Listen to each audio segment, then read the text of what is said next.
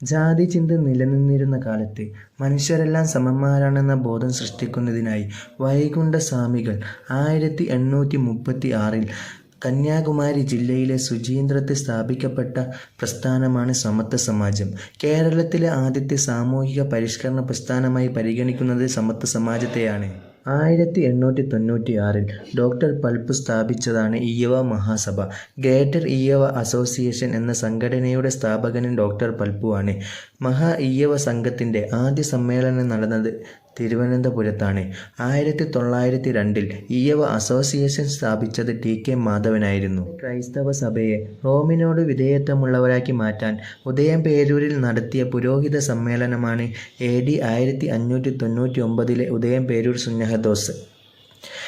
ഈ സമ്മേളനം നടന്നതായി കണക്കാക്കുന്നത് 1599 ജൂൺ 20 മുതൽ 26 വരെയാണ്. 813 പേർ ഈ സുന്നഹദോസിൽ പങ്കെടുത്തിട്ടുണ്ട്. 813 പേർ ഉദയംപേരൂർ സുന്നഹദോസിൽ പങ്കെടുത്തിട്ടുണ്ട്. ഉദയംപേരൂർ സുന്നഹദോസിൽ അധ്യക്ഷത വഹിച്ചത് അലക്സിസ് ഡി മെനസിസ് ആയിരുന്നു. ഈ നോട്ട്സുകൾ നിങ്ങൾക്ക് ഉപകാരപ്പെടുന്നുണ്ടെങ്കിൽ ഫോളോ ചെയ്ത് സപ്പോർട്ട് ചെയ്യുക.